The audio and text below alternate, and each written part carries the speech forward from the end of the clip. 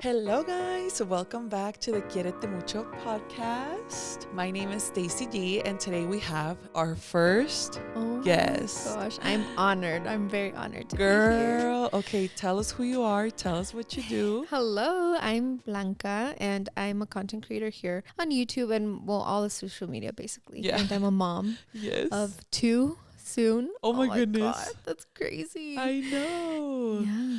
So you guys, I'm pretty sure everybody already knows Blanca J because first of all, she's Blanca J. And second of all, I know that I don't take this lightly when I say it, but you are my favorite YouTuber. Stop. You really are. And I'm not I'm just shy. saying that to echarle salsa a los tacos. I mean it, girl.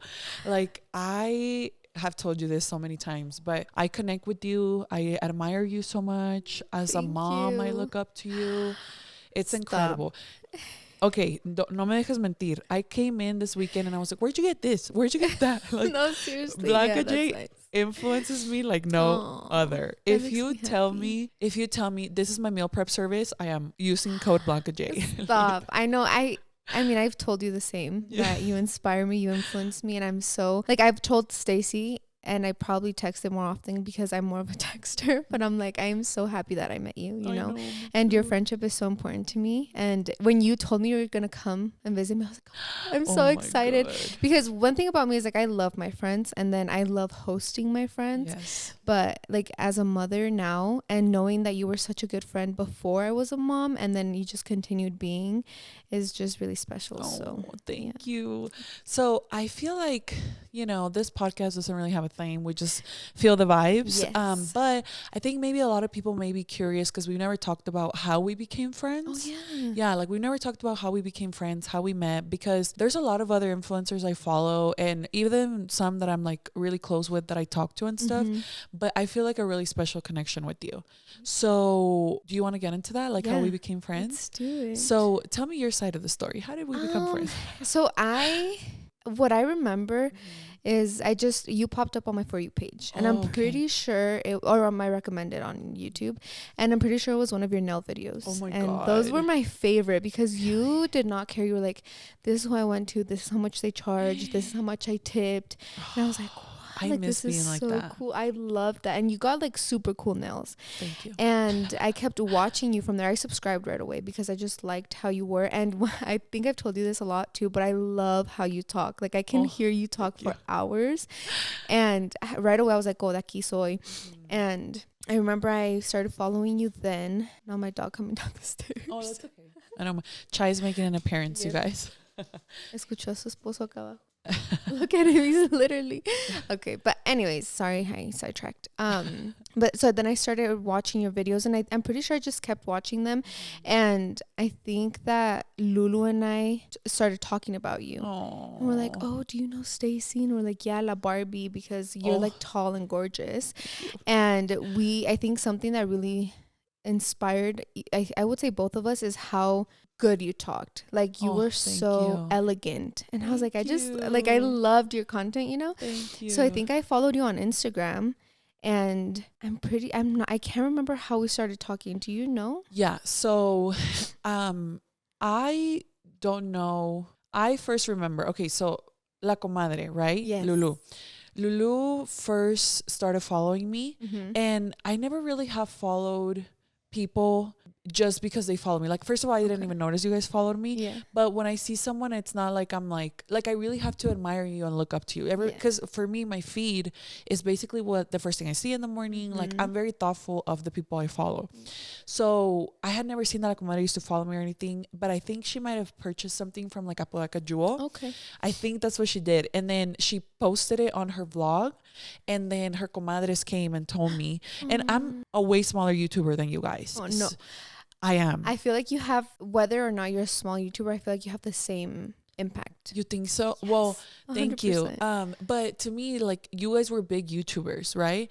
And so I was like, oh my God, like this Lulu girl like mentioned me in her video. Like that's so cool. So I started following her, and you know, we would follow each other and stuff. And one thing about Lulu, she is so humble.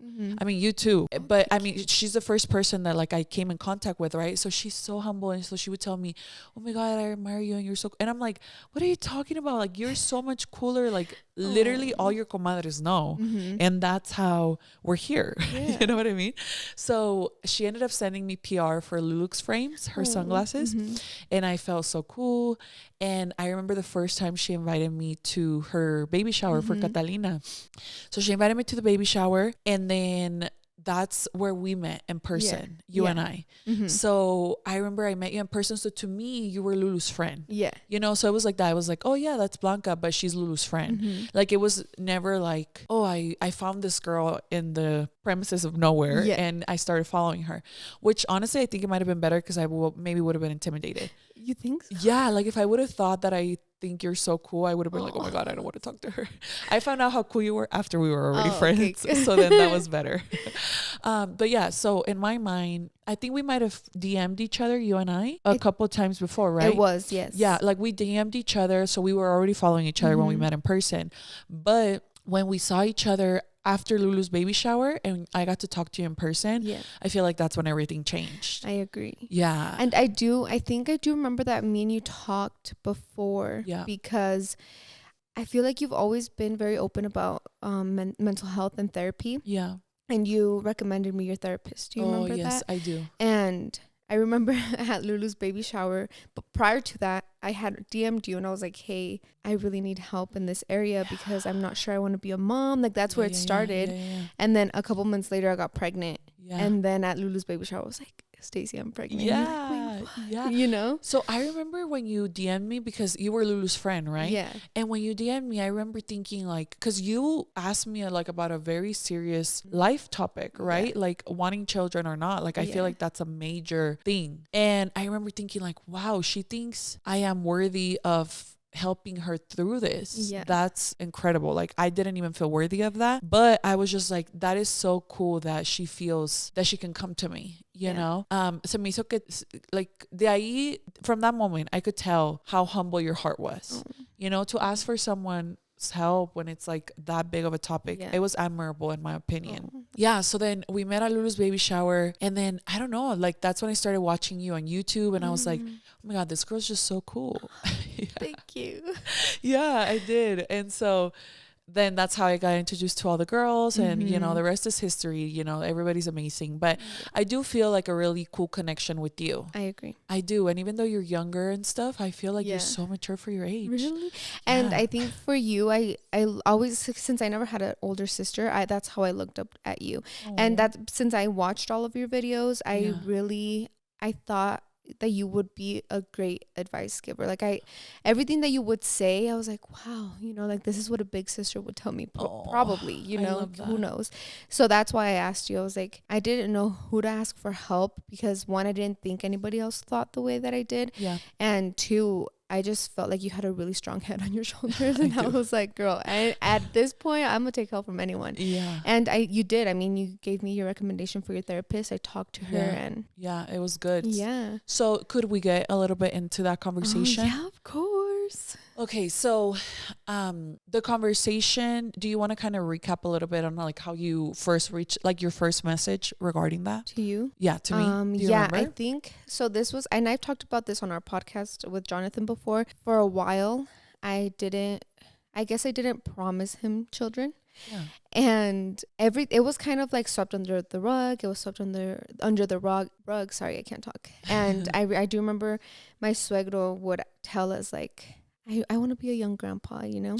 And I was like, I would love to give that to him. But at that point in my life, I was like, I don't even know if I want to be a mom, period. How old were you? I was around, it was after we got married. So I was like 22, probably 21, 22. Very young. So pretty young. Yes. And thankfully in the area that we were, I mean, we're financially stable. We were good. We had been married for a year, I think, already. And I remember just thinking this would be a great time, you know, but it didn't feel like it because I didn't want to be a mom. Yeah. And I remember it just came to one night we're eating dinner, we're talking about it, and then Jonathan tells me, like, that's a deal breaker for me, you know? Valid. He's like, if you can't promise me children, he's like, I don't want them right now. But if at 30 years old, you tell me that you don't know still, that you still have to think about it, I'm wasting my time. You know, he's like, I want to be a dad. That's my dream. And I never grew up passionate about being a mom. I played with baby dolls, but after like having my sisters and like just growing up the way that I did, I think it was a lot of trauma and I didn't know that at the time. So I was like, I just don't want kids, you know? And I remember when Jonathan told me like that's a deal breaker for me. He said, you can think about it and then give me like your decision. And I was like, what the heck? Like I had never been put in that situation.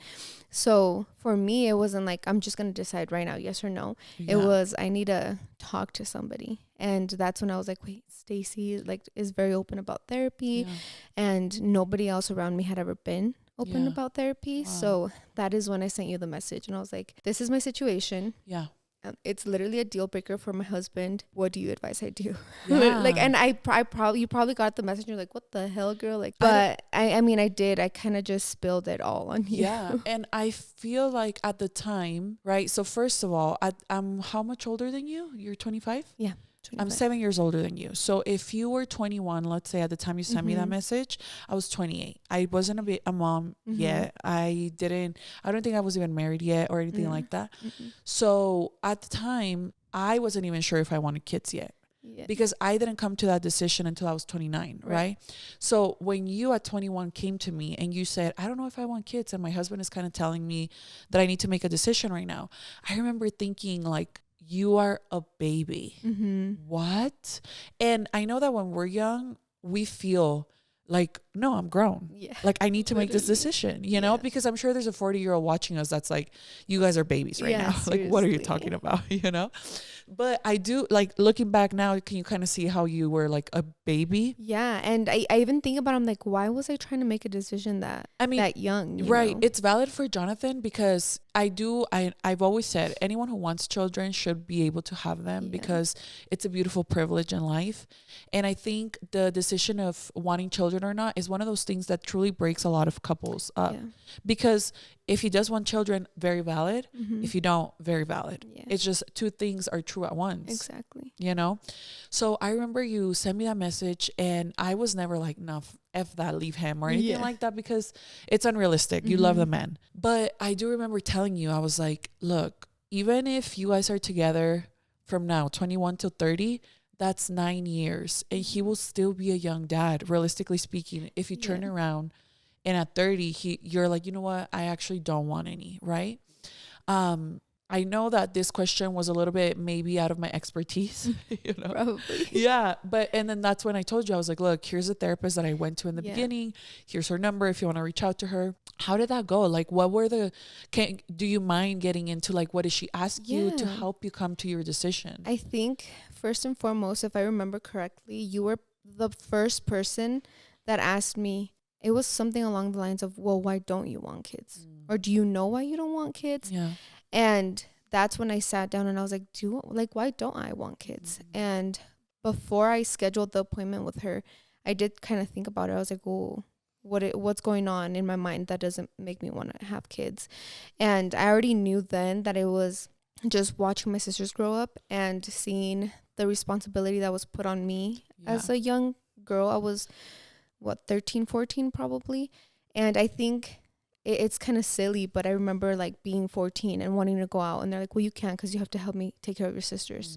And all that I was like, what? And I just remember it was maybe a little bit selfish, but I wanted to sleep in the weekends and I couldn't because my mom worked and I had to wake up early with the girls. I am going to pause you right there. That is not selfish at all. Well, I think that's how I felt. Yeah, because you know, and that's probably another topic for another podcast, but oldest daughters, man. I know. Oldest daughters. Like you carry the weight on your shoulders. And we do because we are both oldest daughters. I know. You know, but I am sad that you ever felt like that. I know. And I think like growing up, I just thought this is just what you do. This is just what a family is. You have to. Sacrifice. And pues era la necesidad, you know, that my mom had to work. And I guess it was just kind of... I don't even know how I remember it, but Like, I remember Sundays for sure my dad didn't work, but I still had to get up early with the girls, you know, like it was my responsibility. And I just remember hating it, you know, and it wasn't because I hated my little sisters, because I didn't, but it was that I wanted to sleep in. I wanted to hang out with my friends. I wanted to do things. And it was like, well, no, because you have to cook, clean, take care of your sisters, you know? And I was like, what the? And I mean, I had an older brother too, you know, but no responsibility was put on him. So I think that all of that, even though I thought it was normal, it still created a lot of resentment inside of me. And I remember growing up and being like, well, if that's what it's like having kids, I don't want kids, girl. Like, I think just having responsibility that young. And I mean, I watched movies where there were like moms and they were so happy, and they were mostly white women. And I was like, well, that could never be me, you know? And even like being a stay-at-home mom, none of that ever crossed me, because I didn't, like, growing up the way that we did, I was like, well, I'm gonna have to work, I'm gonna have to do this, like, who's gonna take care of my kids, you know? And I think that's why, I mean, it all plays in together, and that's why I always say, like, I'm so thankful for the job that I have now, because I wouldn't be able to do the things that I do. And so when I thought about all of that, and I was like, oh, I think it's just because I have a lot of trauma, you know? I scheduled the appointment, and it was over Zoom, and it was kind of, I would say, she asked me things I didn't want to be asked. Because I think therapy is very uncomfortable, you know, especially the first time. Because for the first time in my life, I think I was talking to someone that wasn't biased. I was talking to someone that didn't just tell me what I wanted to hear, or what she thought was best for me, because she knew me personally. So I remember her asking me, like, I think probably one of the first things she asked me was like, well, do you love your husband? And I was like, I do. And then she kind of asked me to give her background on Jonathan and and I was like, that brought out a little bit, because at that, I could remember at that moment when I was sitting in front of her on Zoom, I kind of felt anger towards Jonathan, because I was like, why is he giving me this decision? And two, why would he want to leave me because I wouldn't want to give him kids? And so when I sat down for therapy, I was angry at him. So when she told me, like, well, do you love your husband? Like, give me like some background on him. I was mad, because I was like, I don't want you to know how amazing he is. You know, like, I don't want to talk about how much I love him.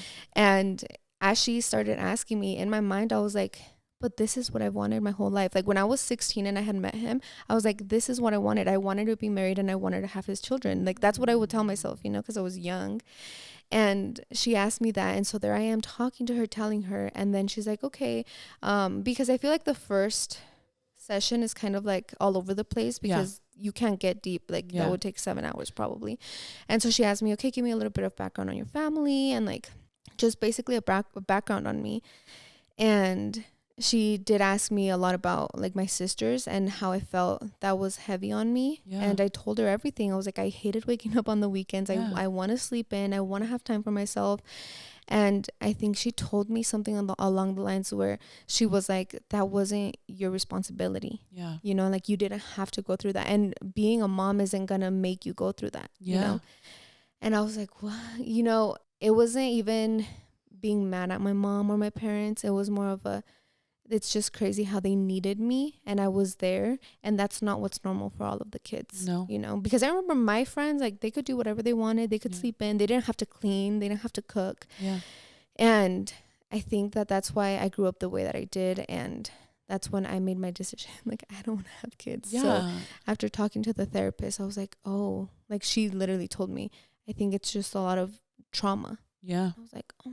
And it's almost like when you were doing all of this for your sisters, you were getting all the burdens that come with motherhood without the motherly love. Exactly. You know, because ahorita, like, to be a mom, you are breaking your back, right?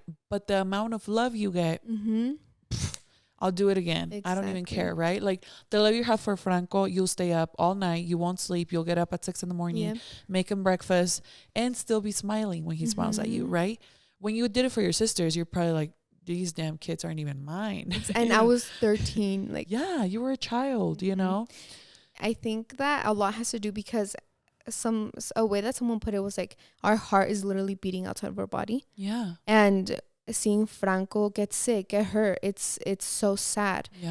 And it's not that I don't love my sisters, but I didn't have that type of love with them because I was a child, you know? And even for some time, I was like kind of mad that my mom had kids because I was like, girl, what?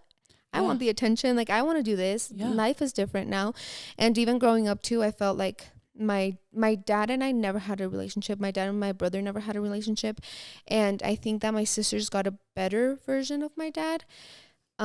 Still not the best, of course, but I just remember like when my biggest little sister started talking, like my dad would ask her, well, we'd be in the car. He would ask all of us, what do you guys want to eat? Panda Express or Taco Bell? I love Taco Bell. But my little sister, she's like 3. She's like, I want Panda Express. So where would we go? Panda Express. I'm like, you know, so it was like a buildup of resentment, I think, that also made me think the way that I did. I feel like a lot of people would be able to relate to your story, you know, because it's the classic immigrant household family, right? Like the parents have to work and the oldest sibling ends up having to, typically the oldest daughter ends up having to like make things happen for the rest of the kids, you know? And, you know, it's valid to talk about your feelings. And I don't think none of us are judging you or thinking you didn't love your sisters or your mom or your dad. You know, we know you love them, but again, 2 things are true. You love them a lot and it was not your responsibility to do everything that you did, you know? So you talked to the therapist, and then did you feel like after that first session you were like, it clicked? Yes, because before that first session, I didn't even think about trauma. Like I was like, I just don't want kids. I don't want to wake up at 6 a.m. To me, it was that. That's what being a mom meant. Yes. Waking up at 6 a.m., never sleeping in. Having to cook, having to clean. And I was like, no, like I want to do other things. And when she mentioned that, and I was like, what is trauma? you know? And before that, I think that I didn't really dive in deep into that because thankfully growing up I never felt anxious. I never felt depressed to that extent. Obviously I was never diagnosed. All I remember was I never wanted to be home and I hated taking care of my sisters on the weekends. So I was like, this is normal and I don't want kids, period. Because that's what I thought it meant. It meant an unhappy household, first of all, trying to make ends meet and then putting all the burden on older kids, you know? So I thought that was it. But when she's like, no, like it can be trauma. And I kind of looked up what trauma meant. That's when I first was introduced to oldest daughter syndrome or something like that. And I like, you know, there was like those Instagram posts where you just like kept clicking them. And I was like, oh, signs of oldest daughter syndrome. And I was like, oh, damn, like, that's me. And it's like, no, that's trauma, girl. It's not your fault. Like, that's just, you know, what's in your brain, basically. And then after that, I was like, oh, so it is trauma. It's not that it was just a decision I made with my healthy brain. It was something that had been instilled in me since I was young. For you. Like, in order for you to survive, you're like, I'm not going to bring children into the world and make it harder on myself. Exactly. Right? Off the record, when are you guys sharing the gender of your baby? I have no idea. You don't know if it's soon or not. Okay. So then when do you think this would go up? Probably like we have like 2 more podcasts before this one. Oh, then we'll probably have it like 3 weeks. Okay, then by that good? time. Yes. Okay, so you're gonna be a girl mom. Oh my gosh. Oh my gosh. That is insane. I am so happy for you. I literally can't even. It brings tears to my eyes. It's not even real for me right now. So talking about all the things you've talked about, because you say you have an older brother and you would think, well, I'm the oldest of all of them, right? So I always thought if I had an older sibling, boy or girl, I wouldn't have had this burden on me. But you had an older sibling that's a boy and the burden still fell on you. You're a baby girl. She's going to have an older sibling. What do you feel about her and have you thought about it? I haven't thought about it, I guess, yet because I just found out it was a girl 3 days ago, probably. But what I did think is, first of all, I am not going to put my burdens on my children, you know? And the first thing that I ever thought about when I had already had Franco, I was like, I would never have him take care of my children. Like, it's just, I think it's just something that Jonathan and I came to mind, because we've seen it a lot in a lot of Hispanic households. Yeah. It's like I never want Franco to have to feel like he has to make a decision between his little sister and his friends. You know, I just want them to be kids, and up until they're 18 and they go off to college or whatever they want to do. And I never want them to come home and be like, oh, I have to get home and then I have to do this and then I have to take care of my sister because my mom has to work, you know. And I think that would also really kind of helped me make the decision that I was okay having kids was the position that I was in. I do think that if Jonathan and I were still working a 9-to-5 and I was still like a medical assistant, I would have probably held off on having kids for even longer. And I'm thankful for where I am. I mean, I worked really hard and I really do think all the circumstances that helped me be here. So I think that's why Jonathan and I keep working harder and want more from life, just because I want to be able to be home with them. Because I don't want, like, they'll have chores, you know, clean your room, pick up after yourself. But it's not, well, can you make sure you have dinner ready for her when she gets home from school? Because I have to go run to work. And do you have to wake up at 6 a.m.? Like, I want him to wake up at 6 a.m. to go to a tournament. I don't want him to wake up at 6 a.m. because I have to leave and he has to come make cereal for his sister, you know? And I agree with you, right? Because as the oldest daughter, I also feel like that. It's just so hard. It is. Like, we have such a blessing that we are first generation because our parents did. Like, I feel like there's a quote that says, like, my parents broke some generational curses and I'll continue where they left off. It's something like that. And so I'm sure we have people listening that are going to say, well, I wish I didn't have to leave my children with my oldest, right? And that's not to give you or me guilt, right? Because we're going to make sure we don't do that. It's just the circumstance. You always want to better your future, right? Like, future generations always want to get better. I remember my mom. So my mom's a single mom. We came to this country. I was 13 and I had to take care of my siblings. And my little sister actually stepped up to take care of my little brother even more. Like, she's always been very maternal. So she took on taking care of my little brother. And I remember, like, now that my brother's older, my brother has like a lot of like wealthy friends, I would say, just based on the school he went to. And so there'll be times where he'll like be stressed and be like, I wish I had what they have, you know? And my mom feels bad sometimes and she tells me like, I wish I could have given you guys more. Like, I wish there was more I could do for you guys. You know, I could give you guys businesses or a house or something that I would have left for you. And when I was having this conversation with my mom, I remember I told her, I was like, you have done so much more than what your parents ever did for you. Absolutely. I told her, I was like, had you or my grandma made a different decision, todavía estuviéramos en el rancho lavando vacas y, o sea, you know what I mean? And like, there wouldn't be nothing wrong with that, but it's like, nothing should be taken for granted, you know? And so I say that because I said it to her to make her feel better. Like, your mom did better than her mom. You did better than your mom, and you have put us in a position to do better for us, right? So if there are people listening that are like, I wish I didn't have to leave my children with my oldest, you know, maybe the future generation won't have to do that. Exactly. You know what I mean? Because the goal is always to make them better. So I agree with those feelings of like, I pray and hope that my kids just have to focus on being kids, because I'm sure those moms that still are in that position, I'm sure our moms, your mom probably didn't feel real good. Oh, I'm sure she did. Have you ever talked to her about it? She had, she's told me by herself. She's like, I wish I didn't have to leave you. Like, there were times where she would take me to the restaurant to work with her. And I think that from my mouth, my mom has never heard like, I wish you would have done better. I was like, no, you did what you could.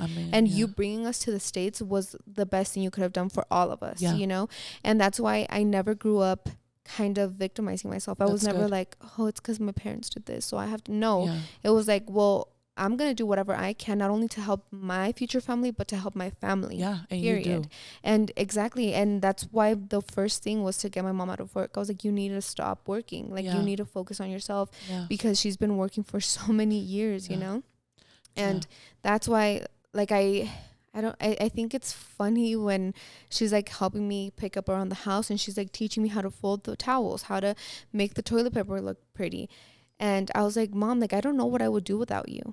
And she's like, oh, I know, that's how we all feel about our moms, No, you know? And yeah, I was like, I'm glad that she understands that. Yeah. And I'm glad that I've never told her like, well, it's your fault that I'm like this. Well, it's your fault that I'm, you know, because I'm like, you guys did what you thought was best. Yeah. And even though it wasn't, it was what you could, you know? I think one of the things that I admire most about you is how amazing your heart is. Like, you have such a pretty heart, because even though you were in these positions where everything was stacked up against you, you are still somebody that is so kind. You are literally one of the kindest people I know. Stop. You are, girl. I'm not just saying. Like, now you're making me cry. I am not just saying that. And, you know, when I speak about, you know, your mom, she had to leave you guys and stuff. I think about it from the point of view, not to make you feel bad, because it wasn't your fault that your mom had to leave you either. But I think about it now as moms, you know, like the mom guilt she must have felt to be like, I had 2 kids and my oldest is going to have to take care of them, because you're still her baby, right? Like, it's like you're still her baby, and she loves you. I don't think she loves your sisters more than you. Like, I honestly, if anything, think you're her favorite. I see a very strong connection between you two. So that must have been really hard on her too. And I feel like there is a soft spot in my heart for moms, period. Yeah. You know? But I think all moms are always doing their best. And I'm so happy that que Dios te ha dado lo que te ha dado, because, and that you have decided to help your family in the way that you have, because you are continuing to take care of your sisters even now when you don't have to. Exactly. And I feel like that just speaks volumes on who you are. And I think that had always been my goal. It was, I knew we all had a struggle, but I didn't want my sisters to struggle the way I struggled. That's nice. And I was like, if I had, because I have an older brother, and I know that he's gone through much worse than I have. And just the stories that they tell me, and like, he was here 6 years before I was, and my parents struggled a lot more before I was born. And I know that him not having a father figure, at least a good example as a man, it kind of threw him into the wrong direction. And it's like people say, if you have 2 siblings and you have an alcoholic dad, one grows up and says, well, I'm going to be an alcoholic because my dad was. Yeah. And the other one says, I'm going to try to not be like my dad. I'm going to be better than my dad, you know? And I think that it was just 2 streets, and we just ended up going different ways. And for him, it wasn't, I think he tried to stay out of the house as much as he could. And he didn't have that instinct. I guess maybe a lot of women have that. Well, they have to take care of the house. If my mom isn't home, I have to take care of the house. Or my mom can't do this, I have to do this, you know? And so I never had that with him. He was a great brother to me. If anything, he was probably more of a dad to me than my dad was. And I grew a really strong emotional connection to him. But then also resentment, you know, when I was like, well, you could have done so much more for me. But I'm like, girl, you know, like, he only knew what was put in front of him. And so I think now, as my sisters grow up, I was like, I don't want them to have to struggle if they don't have to. That's beautiful. Know, and just try to be there for them, and try to tell them, like, you have so many examples out there, like, take the one that's gonna work for you, but just try to be good, you know? Do you think because your sisters are teenagers now, right? And so it's like different generations. Like, your brother is 30-ish. Yes. You're 25, and your sisters are teenagers. So do you see that, like, which do you feel like they're appreciative of all that they didn't have to struggle? I don't think that they are yet. You don't think they realized it? They haven't. And I think that it's just like, it's so crazy. Like, I think life is crazy, because for me, I'm like, I would have died to have an older sister. I would have died to have hand-me-downs. I would have died to be able to, like, own even Hollister growing up, you know? Like, that was a lot. Yeah. And for them, like, it's just their normal, you know? And, like, even going to Starbucks was such a luxury. It was a once a month type of thing when it was late start at school, like, you know? It was a luxury. And for them, they could just be like, can we stop at Starbucks? And we'll be like, yeah. And so even now, I know that their brain is like, I mean, they're teenagers. I don't even know if their brain is there right now. But I'm like, I still try to tell them, like, I hope you guys are thankful for all of this, you know? And I don't want you to be like, oh, thank you so much, sister. No, like, I just hope that in your heart you feel grateful, Yeah. you know, because I'm like, maybe when they're a little bit older, maybe when they're around 18 and they get to know all the family tea, maybe they'll understand. But right now they don't. Yeah. But I'm still like, I think that's why we have to set boundaries too, you know, Of like course. Starbucks once a week. And if you don't want to, you know, my oldest little sister started working weekends sometimes. So she's like, well, I'll pay. Like, and that's funny too, because like I never had that either, you know, I didn't start working till I was 16, and she's what, like 13? No, she's 14. And she'll be like, oh, can you take me to Starbucks? I'll pay. Like before I can say no, like we already know, I'll pay, you know? And I think that we've all grown up in that sense, like very like sharing of everything that we have. And because I think she's also seen that, because I just like think of my alternative reality, and I'm like, had I grown up different, I would have probably packed my things and left, you know, because I didn't want to be a part of all the stress that comes with families. And like other people, like I would have probably left to LA, moved there, see my family once a year, if anything. And I just thank God that I never had those thoughts, you know. It was always, if I make it out, my family's gonna come with me. Yeah. Where do you think that came from? I don't know. I like to think my mom. Yeah, because your mom's great. My mom is amazing. Like Yes. she has had to go through so much in this life, but one thing she always tells me, she's like, my childhood was beautiful. Oh. They lived in a rancho, I think, so they weren't in the city. She grew up with 8 other siblings, and my mom said that my grandma made a very happy living for them, and her dad was amazing. Well, he still is, but she said he was an amazing dad. Even though he had to work so much, like he was great. And I think that my mom has always been so respectful and so appreciative of my grandparents, that I think that was passed down to me. That's nice. Yeah. I hope you know the impact you make on all of us because of you, literally. And I saw the way you would do everything for your mom. Like, it inspired me to help my mom more. Really? Literally. Yes, girl. Because I was like uno las ve enteritas, you know, they're still young. Our moms are still young. Your mom, I believe she's 50-ish. She's 51. Yeah, my mom's 55. So they're young, so young. And they're active. Like your mom and my mom kind of remind me of each other because they're like this everywhere. Exactly. They're up and down. They're working. They're moving. They're never just sitting there. Están platicando. They're very comforting to talk to. Like I love talking to your mom. And so when I saw that you were doing all of this for your mom, I was like, I don't have to wait till my mom's old. You know, like you really did inspire me to like, you know, it's no le estoy manteniendo como tú. Hopefully one day, you know. Yeah. But yeah, like it's the things that come so natural to you inspire the rest of us. That makes me happy. Yeah. And so that's beautiful because there have been so many times where I thought about it. I'm like, why is Blanca so nice? And it's so nice that you're like that. You know, I don't want you to change. But I think, seeing your mom and how detailed she is and how comforting and warm your mom is, I could definitely see where you get it from. Yeah. And even though you've only briefly spoken about like your dad and the relationship you had with him, but even though you had both options, you still chose to go with kindness. Yeah. Right. I agree.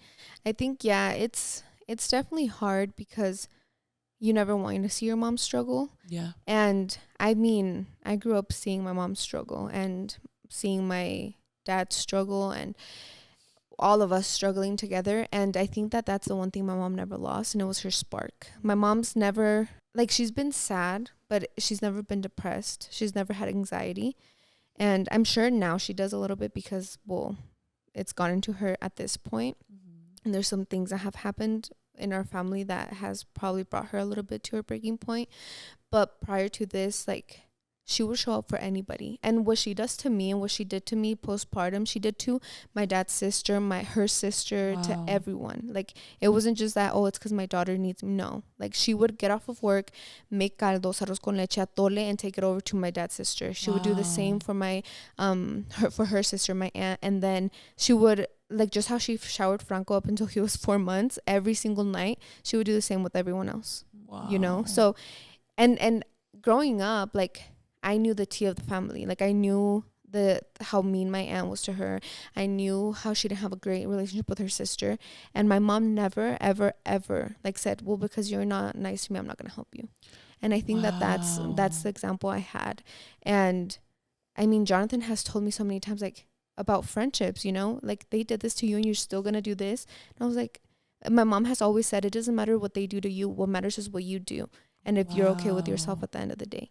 I was like, oh shit. So that's powerful. Since that's normal to me, and it wasn't normal to Jonathan or to friends that see other things, when they would tell me, I was like, well, isn't everybody like this? No, we're Jonathan's not. like, no. We're not like that. I know. We can learn from you. Yeah. So like, that's what I guess that is like, I was just very, very heavily influenced by my mom. That's amazing. And I want to continue to be heavily influenced by you and your mom, you know, and my mom, because of what she did for me in postpartum and stuff. Like, wow. Now, I remember you just touched on a point and you said my mom never had anxiety or depression when she was younger, but now I feel like there's been a little bit of it. Yeah. Do you think that maybe now that you're a mom, do you think that maybe your mom just never showed it to you and you never noticed because you're her daughter and, you know, why would she tell you? And now that you're older, she's more like willing to open up a little more? You know, I don't think so, only because I've asked her and I've talked to her about it. And right now that she's been having a little bit of anxiety and depression, she's like, I've never felt like this in my life. Wow. And I told you, right, when she had my little sister, she was alone. Like everything that she had done for other people while they were postpartum, nobody did for her. Wow. Nobody cooked for her. Nobody cleaned for her. Nothing. It was just her and my dad. And she's like, and I was happy. She's like, and she had 2 under 2. Like my sisters are 1 year apart. Yeah. And she's like, I was happy. Like I was never stressed. And I remember growing up, like I would get home from school, the house was clean, my sisters were clean, and there was food on the table. And she was happy. How?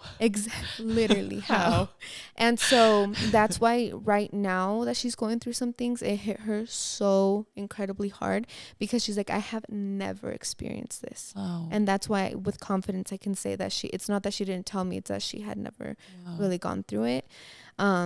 So yeah, like that's crazy to think about because I was like, I'm sure there were hardships, but she was never like, my mom has always been the joyful person she is. I love your mom. I love her too. I really hope that you could see how much I appreciate her. I do. Anytime I come over or we meet somewhere, I'm always like, I'm gonna go con mi amiga Margarita. I know, and you're always like, oh, how's your mom? Yeah. You know, like, where's your mom? Where is she? Is she coming? Yeah. You know, and I love her too, and it's like how people say like she's not perfect by any means, like exactly, but I'm like, she's done so much for me, and not just for me, like everything she's done for me, she's done for everybody else, you know. Yeah. So I think I'm like, that's why I'm the way that I am. Yeah. And that's why I tell her, I'm like, Mom, like I suck at cooking, like I need to know how to make caldos, like for my postpartum friends, what am I gonna do? Yeah. You know. And that's why she taught me how to fold the freaking towels the way that she did. Even my clothes, my mom folds my underwear. She's like, look, like this is how you fold underwear so that it looks neat in your drawer. I'm like, girl, I love that. You know. So now, and getting into like a happier topic, now that you know you're having a baby girl and knowing that you have this amazing relationship with your mom, are you so excited to recreate that? I am so excited. Yeah. I'm excited because I feel like I had such a good example. Yeah. And I don't know, I feel like I'm going to have a really good relationship with her. And especially because now I know what I would have wanted when I was a kid. So it's like I can give it to her, you know, and like my mom is going to get to live through me too. Yeah. Because that's how she is. She like loves to live through people too. And you know what's funny, cool? They say that, okay, so a woman is born with all of her eggs, and even the female fetus already has all of its eggs. So at some point when you were in your mom's belly, you already had all of your eggs, meaning your baby was in your mom's belly. You get what I'm saying? Insane. Yeah. So the grandmother connection, that's why I feel like grandmothers are so like loving. Yeah. You know, and so it's so beautiful. Like I remember cuando mi mayoya, la mamá de mi mamá vivía, I have a cousin. Well, I have a bunch of cousins, but I have a lot of my cousins who had baby girls. And so it would be their baby girl, my cousin, my tia, and my grandma. And it would be so nice. Unfortunately, SJ was born after she passed, but I would love to see those pictures, like the different generations.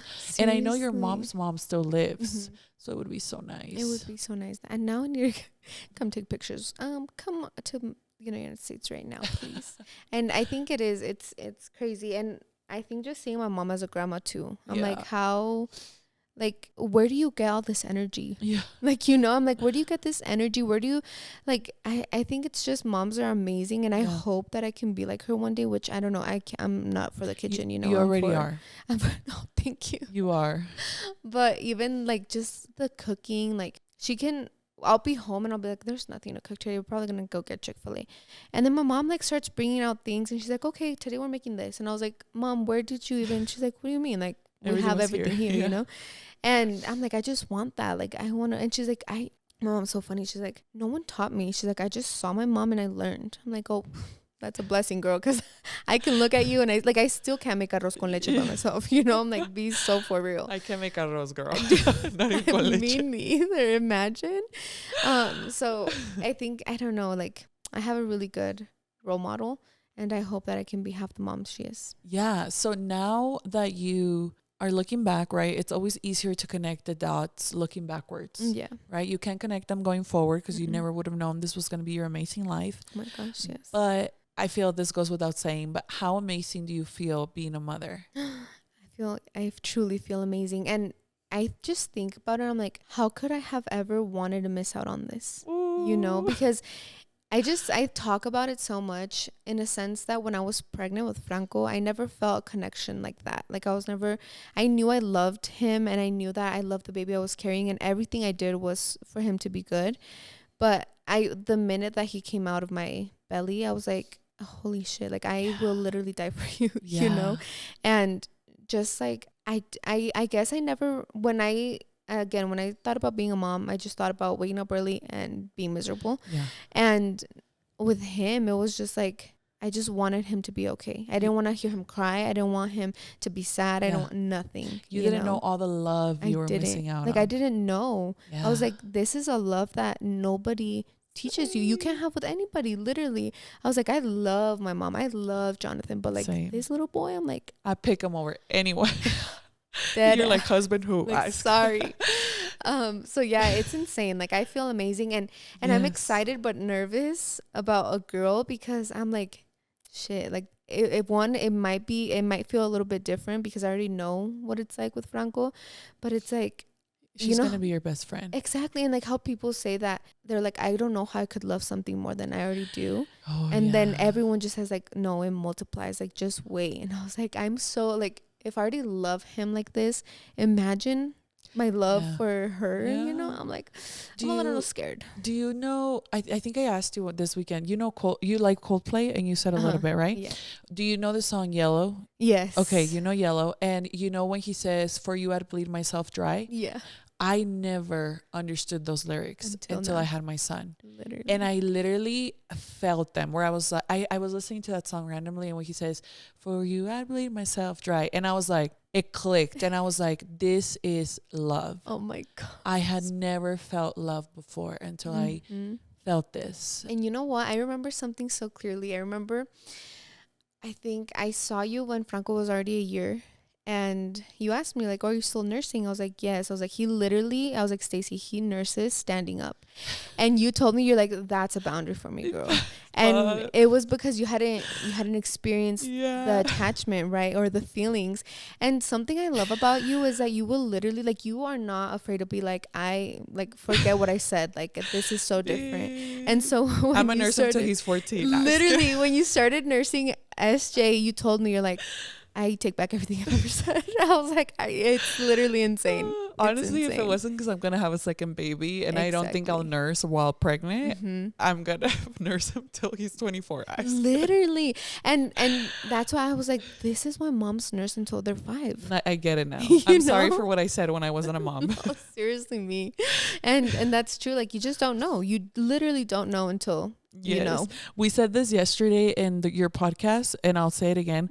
Cae más rápido un hablador que un cojo. Exactly. Like, never say never, girl, because life has humbled me so much, girl. Same. But it's amazing, right? We see you and you're glowing. You're like, if you were a happy person before SJ, right now it's like, life is. I feel like my life before him was like the saturation was low, Yeah. and he's just put that is a beautiful way to put rainbow. it. No, seriously. Like I wake up and I'm so happy now. Mhm. Oh my God. And after I had Franco, I was like, why didn't I wake up at 7 every day? Like, what did I do with my time? I was like, I could have been so productive. I could have done so much. Yeah. And like now it's just like, I don't know. I feel like having kids gives you superpowers, honestly. It does. I It freaking does. love it. And so just to briefly touch, how long have we been filming? Can you tell? Oh, okay, cool. So just to briefly touch, I also wasn't sure if I wanted to be a mom for a long time. Right. And so I made the decision through therapy as well at 29.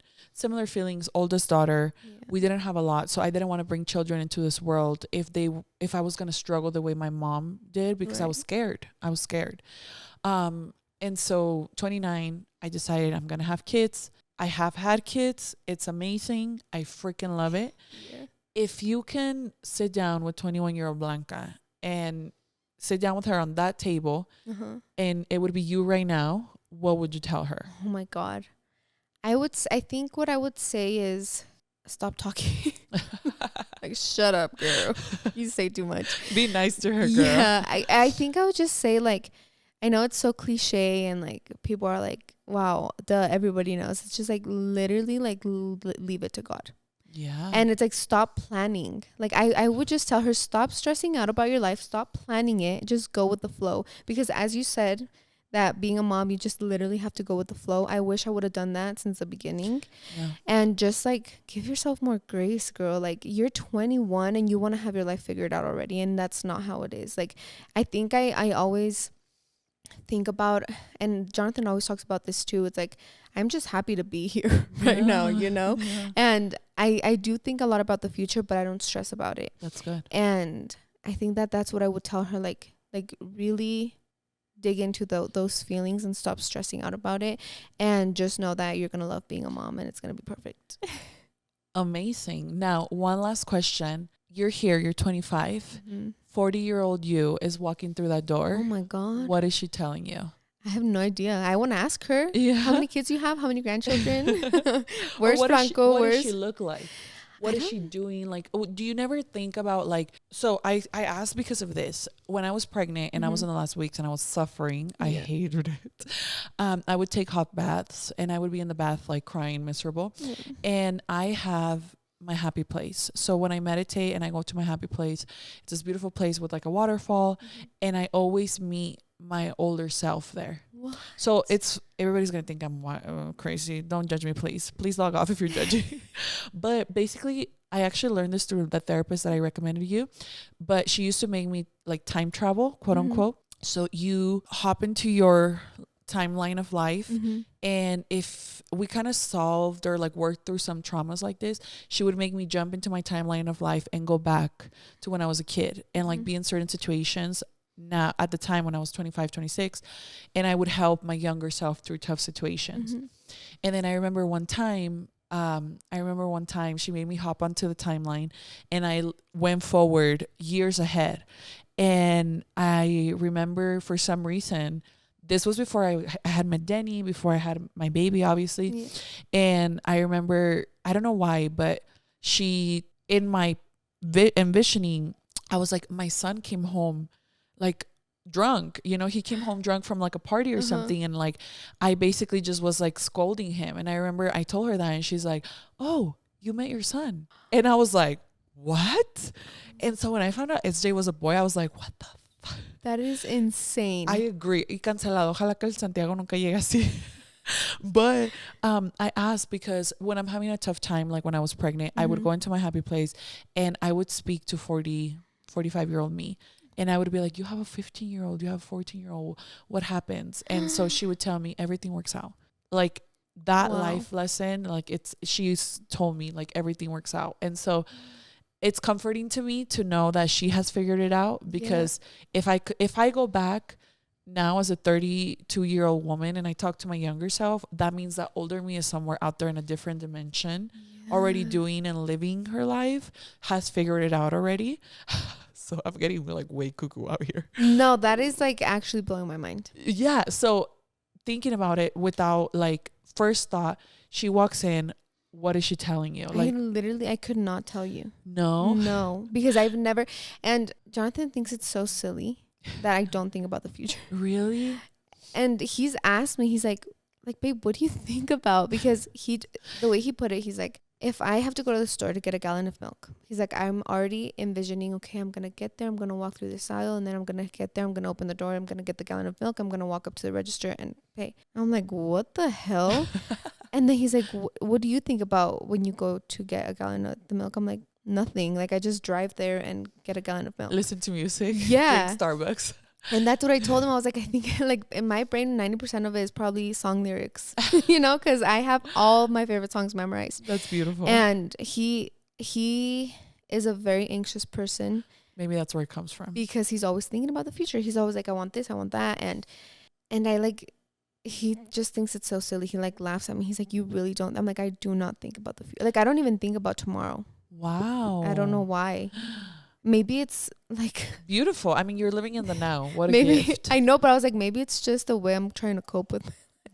Because I don't like everyone says tomorrow isn't promised, but I don't think like that. Like, I don't say I'm gonna live today because tomorrow isn't promised. No, I literally just don't think about tomorrow, and I don't think about next month. That's beautiful. And that's why I procrastinate a lot. Oh, you're like, it's not beautiful. It's a bad thing. Your brand deals with tomorrow. What if I'm not here? I'm just gonna live today. Dead ass. And then I am doing it there the same day and filming, editing, and sending it. That's funny. And exactly, it's funny. So you asking me, I'm like, I have no idea what I'm gonna eat tomorrow, what I'm gonna wear tomorrow. So I don't know what a 40-year-old me would tell me or would look like or would be doing. Nothing. It's fun to think about. Maybe you could think about it on your own time, and then you know, I'm gonna start thinking about. Just think about her. Like, just think, like, maybe what is she's she doing? Yeah, it's like, fun. I love like thinking trying about to see myself as my mom. Like, am I gonna be helping Franco's wife give birth? Am I gonna like be helping my daughter give birth? And that's why, like, and see, this is why I don't do it. I don't because I get stressed, because I'm like, I don't even know how to make a caldo. Like, what am I gonna do? You know, it's like, thankfully I know how to clean like my mom, but that's it. You're funny. I don't know. That stresses me out. Like, I cannot think about that. You're funny. Well, te la vamos a dejar de tarea. Honestly, next podcast, I'm gonna tell you guys exactly. My 40-year-old. Yeah. Like, I want to do that. Like, I genuinely want to time travel and be like, girl, what are you doing? What the vibes are? I mean, it's just your imagination, right? But you can literally time travel and see Franco when he's older. Yeah. You know what I mean? Like, and it's funny to think about, because I think to myself, like, is there a future version of me watching me right now? Dude, maybe she's time traveling down to see what you're doing. Yeah, I think about that all the time. And I like to time travel because in the tough times when I was a child, I've time traveled to those and I was there. Oh, yeah. Okay, hold on. I gotta go. Yeah, I gotta go. My baby needs me. Oh, yeah. It's okay. Yes, but just mom things, yes. But thank you so much for being here. Thank you for having me. I will put all your socials down below. Thank you, girl. I appreciate it. Yes, but I would love to have your viewers come see me, because they're so sweet. They honestly are amazing. I genuinely have really nice supporters. I absolutely agree. They're amazing and I love them. So thank you so much for being here. Thank you for having me. Thank you guys so much for listening. Please leave Blanca all the love down below, because I feel like Stacy the love girl. Thank you. You literally let us into corners of your mind and soul. This is why I appreciate you, because I was like, nobody has ever cared like you do, you know, like about things that nobody asks, you know. And I'm like, have you time traveled? No, literally, because now I'm like, I need to time travel and I need to talk to my older self and ask myself, just visit her. Yeah, visit her. Like that sounds so. I don't know. Like, I personally love leaving my own reality. Like, when I'm watching movies or reading books, so I'm like, girl, I'm gonna start time traveling and see what I'm up to at this point. That sounds so fun. Yes. So thank you guys for watching. Las queremos mucho. Quiérete mucho, respétate más, and I'll see you guys at the next podcast. Yay. Bye.